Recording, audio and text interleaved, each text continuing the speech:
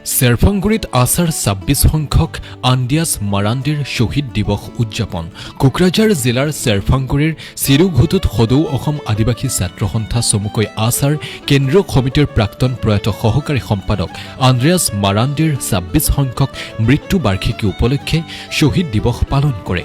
চেৰফাংগুৰি আঞ্চলিক সমিতিৰ নেতৃত্বত আৰু ৰাইজৰ উদ্যোগত অনুষ্ঠিত অনুষ্ঠানৰ সমাধিস্থলীত শ্ৰদ্ধাঞ্জলি দিয়ে।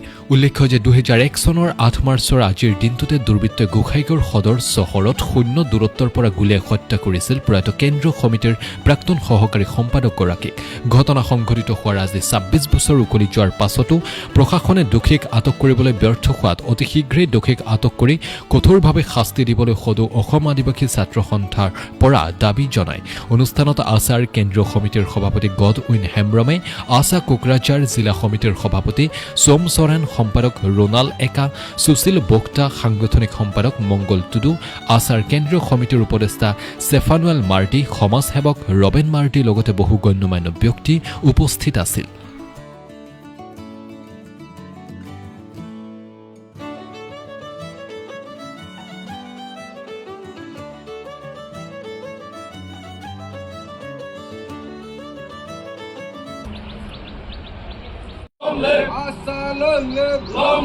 Long live, Niraj Marde amar rahe, amar rahe, amar rahe. Niraj Marde amar rahe, amar rahe, amar rahe. আজি সদৌ অসম আদিবাসী ছাত্ৰ সন্থা শিল্পাংগুৰি আঞ্চলিক সমিতিৰ নেতৃত্বত শ্বহীদ ইন্দ্ৰাজ মাৰ্ডীৰ ২৬তম মৃত্যুবাৰ্ষিকী আমি পালন কৰিছোঁ।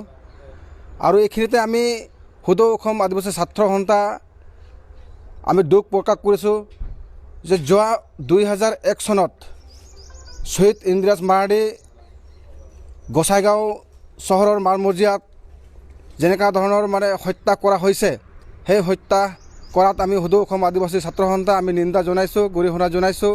কিন্তু আজি ২৬টা বছৰ অতিক্ৰম কৰাৰ পাছতো ইন্দ্ৰাজ মাৰ্ডী হত্যাকাৰীসকলক অসম চৰকাৰে হওক বা ভাৰত চৰকাৰে হওক সেই হত্যাকাৰীসকলক কৰায়ত্ব কৰিবলৈ সক্ষম হোৱা নাই।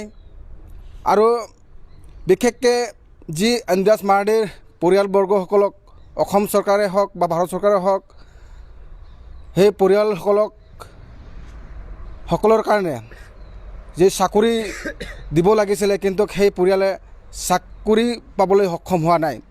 আজি সদৌ অসম আদিবাসী ছাত্ৰ সন্থা ১৯৯৬ চনত জন্ম গ্ৰহণ কৰাৰ পাছত ধাৰাবাহিকভাৱে আমি আন্দোলন কৰি আহিছোঁ। কিন্তু অসম চৰকাৰে হওক বা ভাৰত চৰকাৰে হওক যি আমাৰ আদিবাসী জনগোষ্ঠীৰ যি মূল দাবী জনজাতিকৰণ, সেই দাবীসমূহ কিন্তু অসম চৰকাৰে আজি পৰ্যন্ত আদিবাসী জনগোষ্ঠীক জনজাতিকৰণ ক্ষেত্ৰত ব্যৰ্থ হৈছে।